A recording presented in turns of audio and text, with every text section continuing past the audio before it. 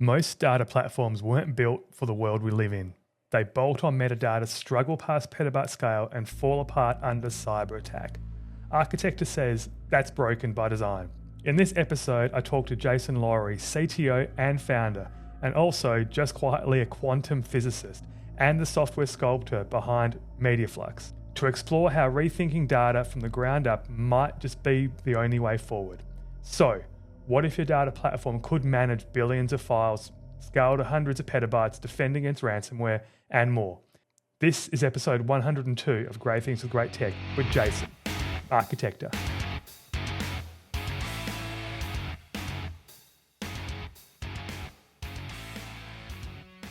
Hey Jason, welcome to episode 102 of Great Things with Great Tech. It's great to have you on and talk about Arcitecta and just talk about this company doing great things in data, which probably people haven't really heard about, but is doing so well in the industry.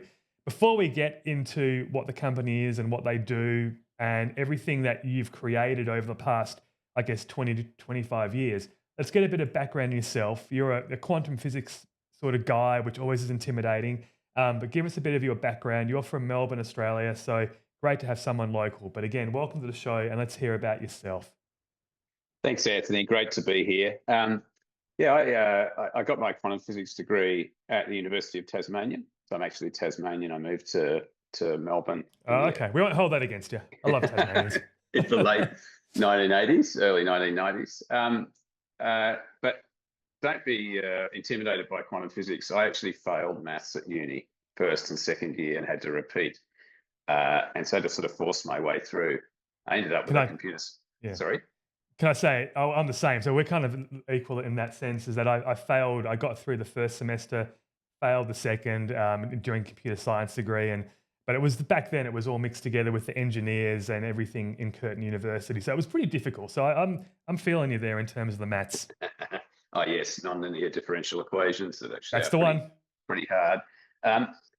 But I pushed through and ended up with, as I said, a physics degree. And at the end of this, I thought, where will I go? And I could have gone and done a master's or a PhD, and I would have done radio astronomy.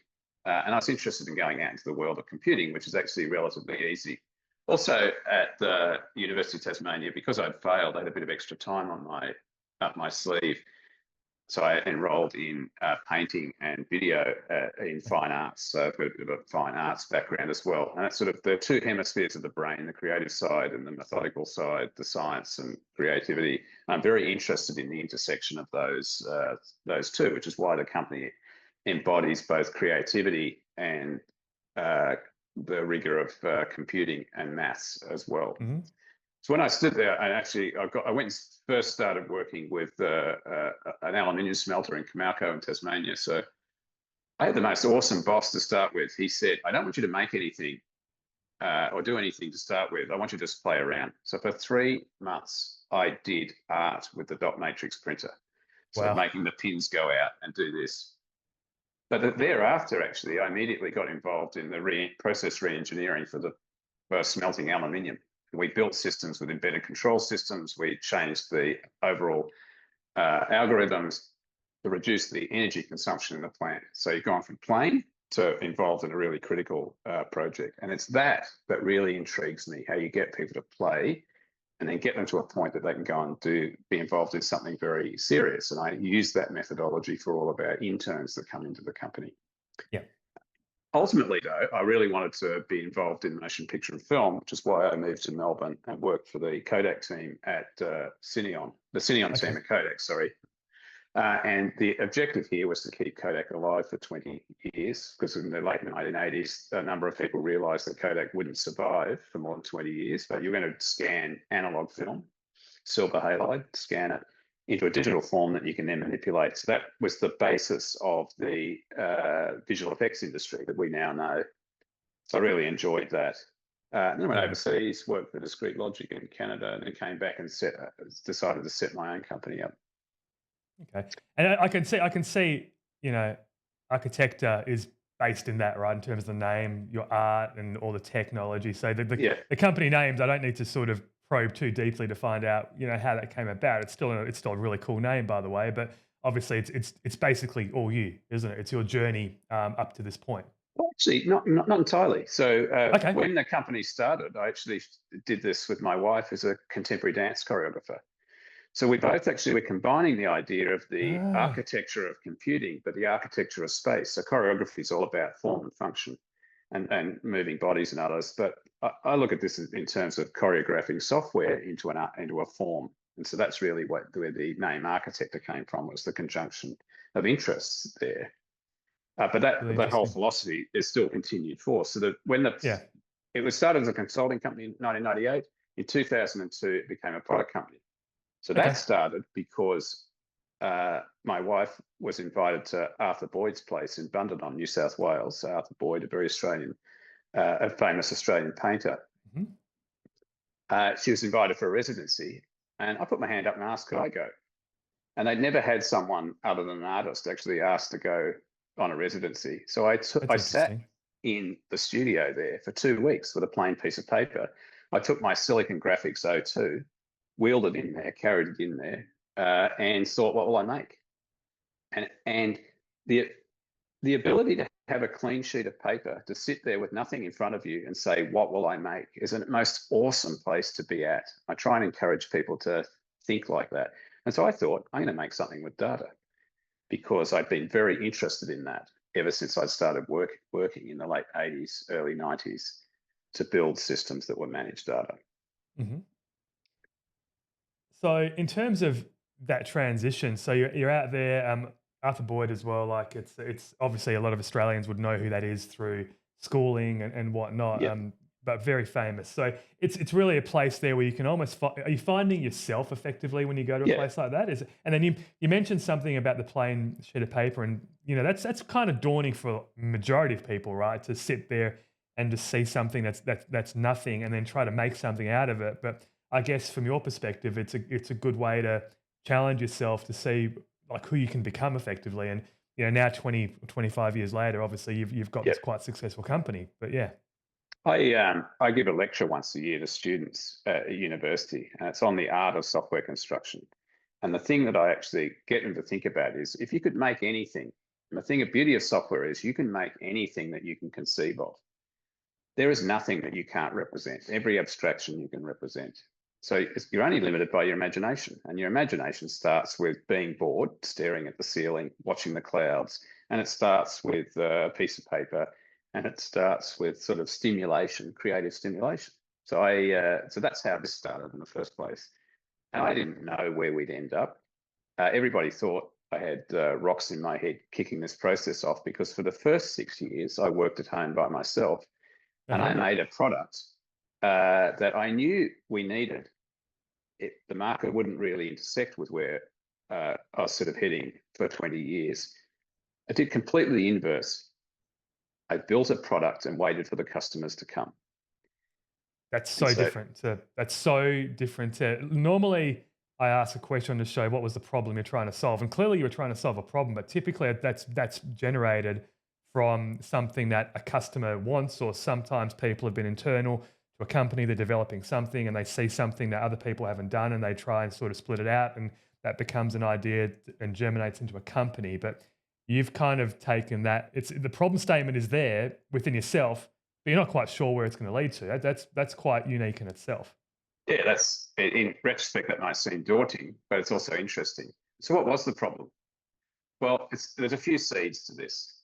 In 1986, I deleted 80,000 words of my aunt's manuscript. Why on earth I went up to the floppy drive and went del, E star, and everything was gone. How There's old were a, you? How old were you back then? I was Just at uni jump. still. Okay, So okay, that's, yeah. and it's at this point, blood You drains out should of have my known. You face. should have known. You should have known You better. should have known, but it should know. And so we tried to forensically reconstruct the contents of that floppy drive. It's actually really hard. Yeah, A lot of file systems, you can recover the data these days, but not there. So I thought, how is this possible? This shouldn't be right. And the other thing that happened is that during the 1990s, you could see, or I could see, that the data was going to underpin everything that humans did. It was going to be a very important currency of future innovation. And thus it transpired in the early 2000s. We saw the rise of the chief data officer people studying data science at university, we saw the words metadata in common lexicon. Yep. And the rise of big data. So I wanted to build a platform that would manage data. Doesn't matter whether it's structured or unstructured. So your traditional approach would be you would have your database, generally relational database, and you would store your structured data there. And then your unstructured stuff, your video, your documents, your sensor acquisitions, etc., images, they all go somewhere else. But they're in two distinct systems that are not really connected with each other. Yep. And so you have to manage them separately. So I think, why is this? It's all just data. You want to actually combine the two of these into the one platform. So the vision was to create a platform that enabled the storing of all forms of data and the management of that holistically, and to be a protocol engine. So in one protocol, out another, to be able to have that data live for much longer than the technologies that it was the world in which it was being used. Can I say that that's super forward thinking for that time? Because I mean, the problem that exists still today in droves is data gravity, in terms of where the data lives, but then siloed data is still huge. There's still silos of data everywhere in this world. Yep. So to think about this 20 years ago plus, where you want something to be all together no matter what it is, and the protocols and whatnot, that's a really forward thinking statement to try and solve back in the early 2000s. Yes, and basically it's just like writing software, and complexity is interesting. And if you build things that are complex, you actually give yourself a chance to be not knocked off by someone else. So if I build something very simple, I might lose my market share because someone else creates something which is also simple but knocks me off. But if you build something that's complex and solves a large problem, the chances of that are happening are fairly remote, and that's how it sort of transpired. I always wanted to build things from fundamentals. So the other thing about our company is we're first principles maker. We make every bit of software ourselves. People thought we were nuts to have actually built our own SMB protocol from the ground up. All our own NFS, all our own DICOM, all our own, we built our own database engine. Every bit is written by us, and it's come to pass that there are a couple of really good advantages to that. One is you understand how every bit of the technology works, so you can say, oh, I imagine this could happen, so I make it happen. So we have virtual inodes in the file system. We can restructure the file system based on metadata without moving any of the data around. They're things you can't do in a regular file system. But you can also put things like multi-factor in the data path to prevent you accessing data if you don't have access. So if I, Jason, access a file system via NFS, I might have to assert my identity in order to continue with my access or delete. The other thing that happens is you reduce the attack surface of your platform. So there was a move in the early 2000s, I think, from memory, towards microservices. So everything's distributed, and also to lots of open source software. I had to push against the world of open source software. Absolutely. Yeah. That increases the attack surface. Yeah, and again, lots of software that's created today is by taking bits of other people's software, the open source parts, putting it together, putting wrappers around it, and effectively then licensing the open source within that. So the ideas are not unique. To my end, did you feel like you had more control in that principle, that you were actually from the ground up creating these SMB protocols and NFS protocols rather than bringing someone else's in? Did you feel like end to end this was part of the flow? I'm getting that sense, right, that this is more than just creating software. Control. I spent a lot of time arguing with people about what the art of the possible was with companies that I worked in. I thought, this is really silly. I don't want to argue with people. I just want to do. So if you make stuff from the ground up, you are totally in control. But also if you have a security flaw or there's a glitch, you can fix that in hours and deploy it. If you depend on somebody else, you don't have that level of SLA that you can adhere to. NIST has 26,000 CVEs on its active CVEs on its list. The software we have in the world is riddled like Swiss cheese with faults. And so if I depend that gets propagated. That propagates, right? Yeah, because everyone's using the same thing, and then all of a sudden one CVE comes out and millions of systems are infected with it. Yeah, so if you depend on other systems, so for example, there was a hack recently that nearly got into the main Linux distributions for SSH daemon, the I remember that one, yeah. XZ utils hack. If that had got in, that's an absolute disaster. Hmm. So that is the only thing that we would currently rely on. We've implemented half the SSH stack, but my end objective is to implement the entire SSH stack. So we have we're the only thing that presents as a protocol at the boundary of the machine, so that we don't rely on anybody else other than ourselves. If you do that, you're completely in control. But then you can do things that are creative. So, for example, we have a customer that asked us to manage 6 billion files. That is aggregating thousands of filers from a very well-known storage company into a single system that's going out to tape. And then 18 months in, they said, oh, Jason, we've made a bit of a mistake. There's actually 140 billion files. That's 2 orders of magnitude higher. Yeah. And could you then deal with 1 trillion files? And I said, okay, we write our own database engine. Our database is 1 kilobyte per file on average. So if you've got 1 trillion files, it's a 1 petabyte database. And they said, oh, no, we can't have that. Can't have a 1 petabyte database. I said, well, you've got 1 petabyte or more of metadata in your inodes distributed around your file system.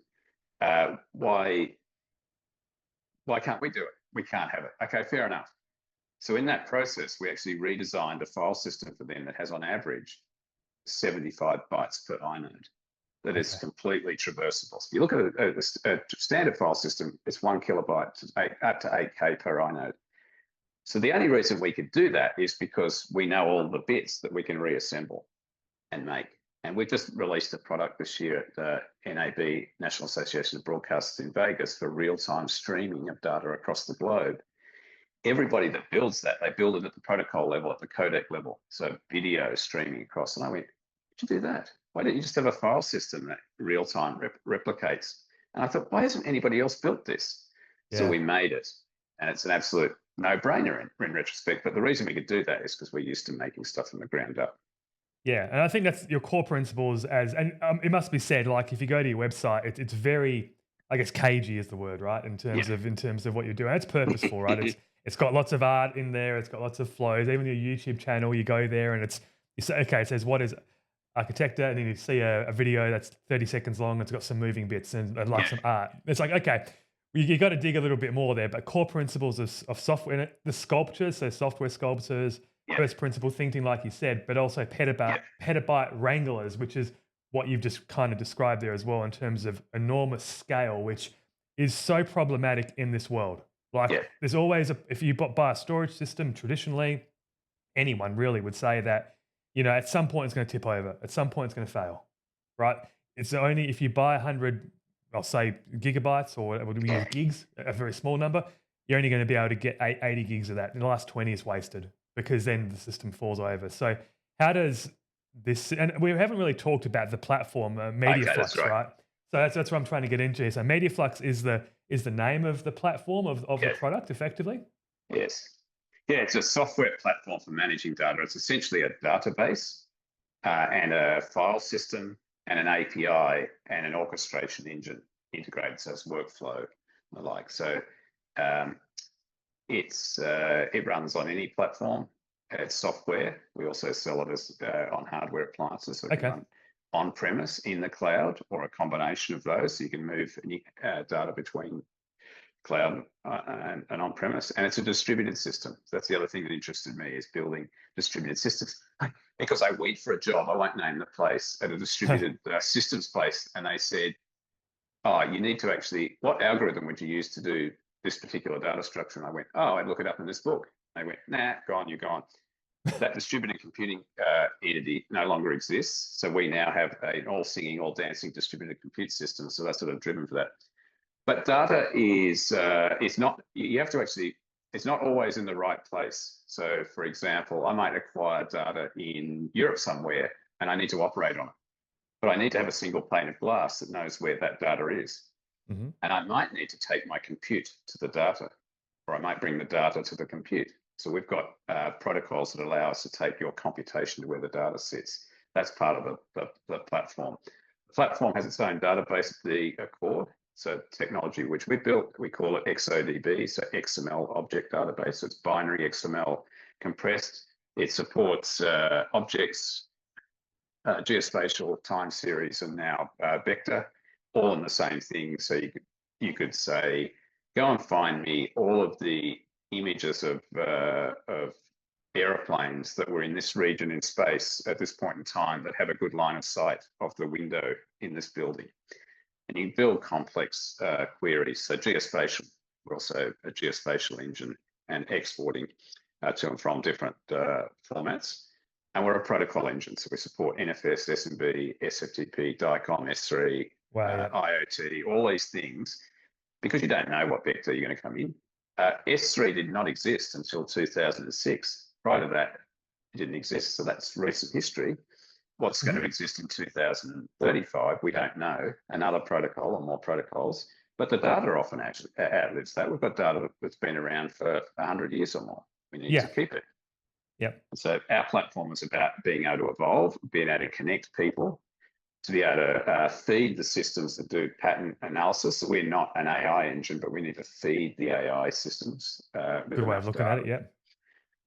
And we need to acquire stuff from lots of disparate systems, and you need to know what you have and what the quality of that data is, and then you need to make sure that what you store, you can get out reliably at some point in the future. So we're a data platform. So being that said, so Mediaflux sits on the top, it's got its database, the XODB, and then you're ingesting other storage systems, or is it, so where's that data actually sitting? So if I had a traditional, say, NetApp filer, and I had a VNX from ENC, and then I was using S3 as an example. Okay. What would be the use case there?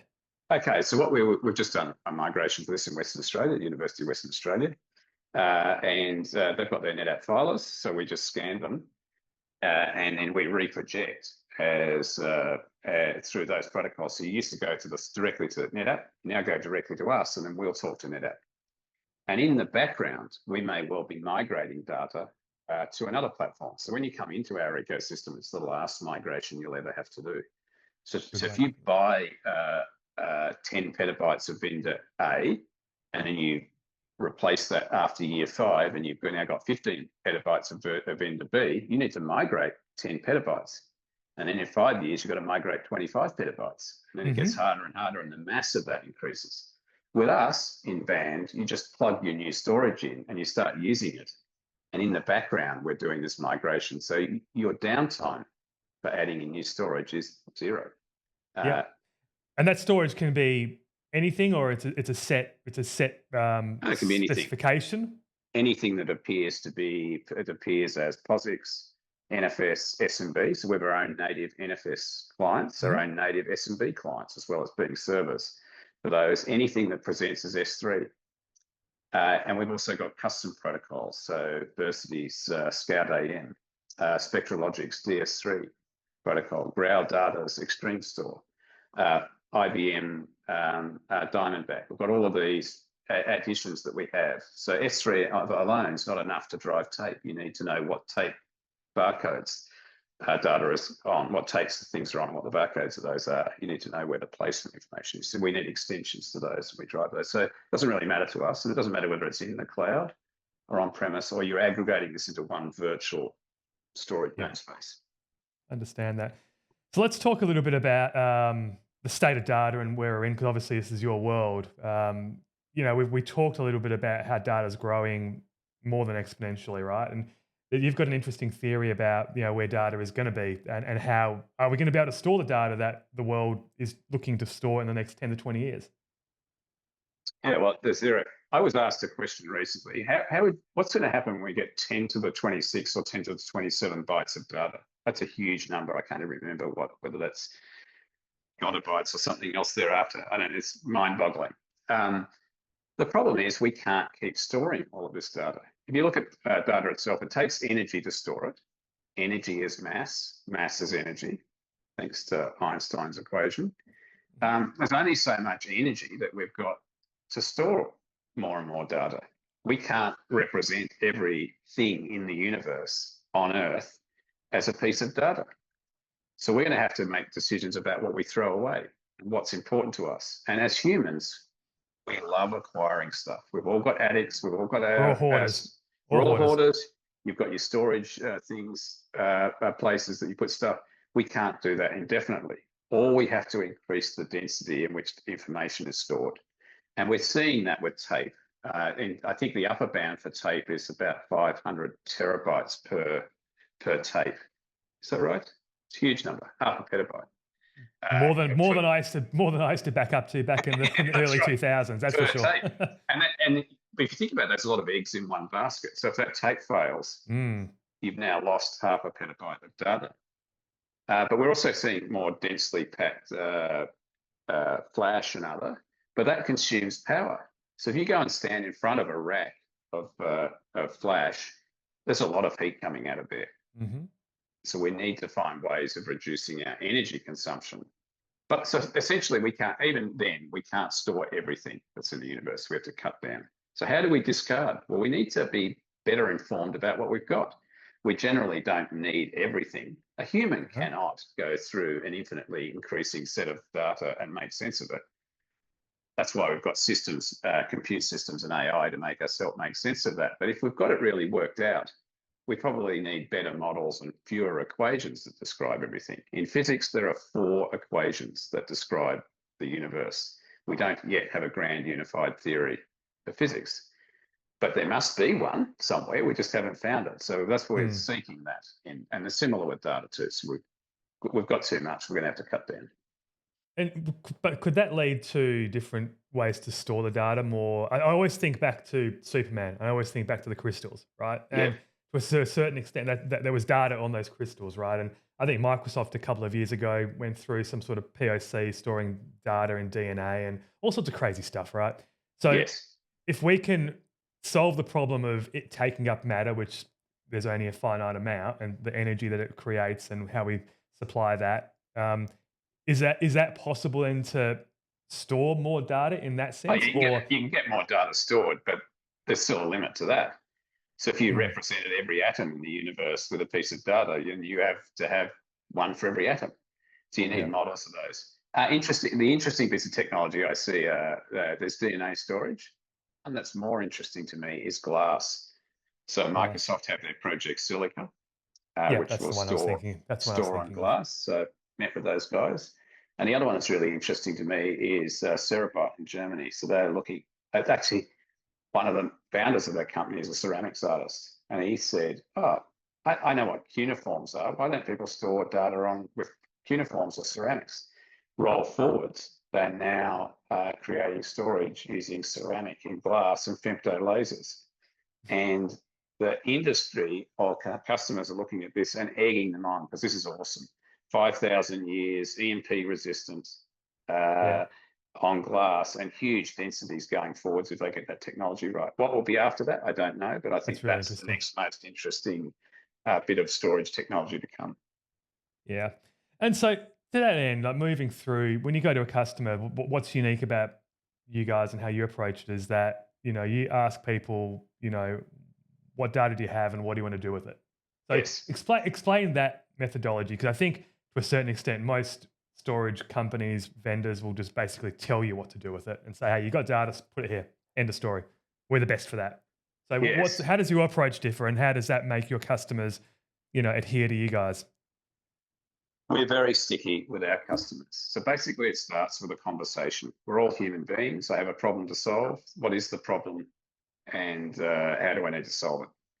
And our field is around that layer of data, not the actual technology that necessarily, whether you've got disks or cloud or whatever, it doesn't really matter. We're in the layer above that. And so the conversation you want to open with and ask is, what data do you have and what do you want to do with it? And that really generally leads to a conversation around, I had this, I acquired this from here, I have this workflow that happens here, I need to govern my data around this. It's a conversation around the data, not around the technology. And at this point, you're talking to a human around processes that they understand. And why I have no issue with that is that we've got a piece of technology which is a chameleon that can adapt to different scenarios. I would never have asked that 20 years ago, but I'm happy to ask that today. And you listen and you say, okay, you need to fold the paper in this form of origami that produces this outcome. So we're not there to sell something that we've got. We're there to sell an outcome or a solution And so either we have that in our kit bag over 20 years of development, we've got a lot of stuff, or we go, oh, that's an interesting idea. Because we're first principles maker, next week we'll come out with this evolved bit of kit that does something that we haven't done before. And of course, once we've done that, we can do the same for everybody else. So I want a conversation with the people. Interesting. Yeah, that's right. And I think that then, personalizes the relationship from the start. And again, that outcome-based approach is something that I think's obviously taken hold over the past sort of 5 years. I've seen it in technology where we used to talk about bells and whistles and knobs and dials, but over the last 5 years, you've kind of gone up the stack a little bit. And now, where else it was just the CEO that might have wanted the outcome, or the CFO, now it's actually going down into the CIO, the CTO, the data admin, the app admin. They want outcomes as opposed to seeing what knobs you can twist. So it's kind of it's a good approach. And I think from a data perspective, a lot of people just don't know exactly. Number one, you've touched on the points of the growing data. Data has gravity, siloed data. The fact that, do you need everything that you're storing? Do you know where it's accessed? And now we'll pivot in nicely into the security of that data, right? And I think, interestingly enough, me working in the backup space, and I know you partner with a couple of our partners with Wasabi. I think we've got a couple of joint customers as well from a Veeam perspective. But I've got a feeling or a thought that's a bit controversial from my perspective, is that, does a backup company need to deal at that level where we're becoming security and trying to prevent something from happening? And as you pointed out, the data is growing so significantly that it's almost impossible to manage at that secondary layer. It has to be on the device, on the platform, in real time. So what are your thoughts around that, and how are you guys working to try and solve that problem? Because you can't back up 100 petabytes. It just doesn't work. No, if you to back up 100 petabytes, your traditional backup environment would be full, incremental, full, etc., over some interval. And so just took the time to scan that system. You're just not going to get through it. There's no system. The backup systems are not big data systems that are going to move things at terabytes per hour or hundreds of terabytes per hour to back these up. It's just not feasible. And we've entered the age where people used to have megabytes, but you think 500 terabytes is a lot. No, a petabyte now is a minimum sort of entry point for a lot of people, and you're in the sort of tens, and then you've got those increasingly into the hundreds of petabytes.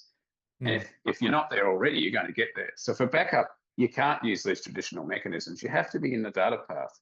So what we do here is that every time we detect a change, because we've written all the protocols, we know when something's changed. We can instigate an immediate backup of that. So our point-in-time capability records every structural change in the file system, every inode creation, every rename, every deletion. All the deletions are soft. Every significant write that you do. And then, because we know all of that, you can go back and, that firstly gives us an RPO of near zero, because the moment something's changed, it's immediately backed up. So it was a normal backup system is going to be, I don't know, once every few hours, once a day. Your RPO is defined by how often it runs. And if you've got snapshotting in your file system, that's not going to run every second. So if I'm in a system that I had a file and I deleted it 5 minutes ago, I've got to actually go and find it. So we do all of that. Yeah, you do have CD. So there is a concept of continuous data protection, asynchronous, synchronous, SAN-based replication. From our point of view, you'd go into a virtualization platform, you'd intercept the IOs, and you'd kind of write those to a different platform, and that would be your low RPOs. But even in that sense, we're not going to get near zero, right? It's seconds, maybe, but then there's the overhead is huge, and then that's a secondary. That's a secondary overhead, because not only is it a pressure on file systems and platforms, but you're also putting pressure on the backup and the network and the storage. You're doubling it up. So so what I'm thinking through your answer there was, you can have the best of both worlds to try and sort of make sure that the backup industry is still relevant. You can have the best of both worlds, where you get selective about what you want to protect, right? And to your point about knowing your data, knowing what you really want to store for long term, whatever, it becomes again a conversation about the data. Much to your point earlier, talking to a customer, getting an outcome. What exactly is important to you? What data could you not live without? Not in the moment there, but say in 5, 10, 20 years, right? And I think that's where you can take, and the concept of a secondary location works. But if someone's deleted a file, say to your example of the media, the NAB thing that you guys are working on, or the platform you created, if someone's doing real time editing in a live NBA game or whatever it is, and they make a mistake and they lose something, you probably need to get that back real quick. So I think that's the kind of balance that needs to be brought forward. Right. You will still always have backup systems. I mean, our systems are backed up, but that class of data, which is your big data holdings, your archives, your larger stuff, that needs new mechanisms for backing that up. Everything else will still get done. But ideally, this is a conversation with the customer. If I turn up and say, would you like an RPO of 0? What customer in their right mind would say no? Yeah, exactly. Yeah. If you turn up to a customer and say, would you like an RTO of 0, recovery time objective of 0, what customer in their right mind would say no? So the conversation with the customer is going to say yes to both of those.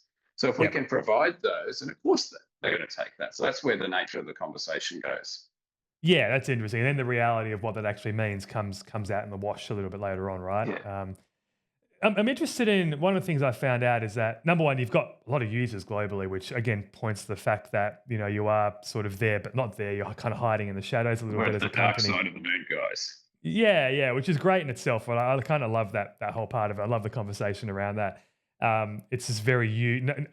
Talking to you for the last hour, it's very you, and I love it. R&D spend as well. I guess this comes in your first principles situation. So you guys do reinvest a lot of revenue back into R&D, which and again speaks to the fact that from a marketing out there perspective, a lot of these startups will have a big proportion of their revenue pumped into marketing, because effectively they're pretending to be someone they're not until they finally make it, right? That's the whole point of startup marketing, right? And then you can kind of say what you're doing, and then you can really do it maybe in 5 years, or you fall off a cliff. So how has that reinvestment helped you guys over the years, and how's it going to help you moving forward into future innovations? Strong economies are based on innovation. Innovation is based on creativity and research. Strong economies have good research sectors. We're a commercial entity. We also operate with universities and the like. So we've got a foot in both camps. It's pretty clear that if you make interesting technology, and the only way you can make interesting technology is to invest in research, then you've de-risked your future. So if you keep coming up with stuff that's interesting year after year, after decade, you will be relevant for decades. If you build something where you get seed funding and your R&D's in the first phase while you're doing marketing, and then you've made something and then people spend the next 20 years selling it, so it just becomes an accountant's company or the sales and marketing guy, you're not protecting your future investment, because you're going to be pipped at the post by somebody else. My philosophy is that you keep making stuff. And if somebody ever gets near us, you just innovate away. I don't really care. Yeah. And I think in Australia, we typically, there's a bit of a notion of, we don't do a lot of this in Australia. No. It seems to be sucked out of our country. So seeing that actually happening still at certain levels is very, very refreshing. And, it needs to be more, right? Lots more of it.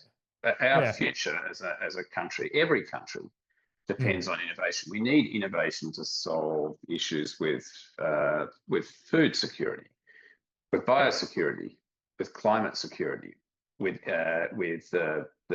generating new forms of revenue, etc. All of these things are all driven fundamentally by research and interest. Occasionally, people have an epiphany moment. The guy in the shed or the woman in the shed down the road has an idea, and that changes the nature of things. It doesn't happen that often. No, it doesn't. And it's great to see. And I love the fact that you reinvest and you're keeping it there. But also you're clearly having great success overseas as well, which is really great to see at the same time.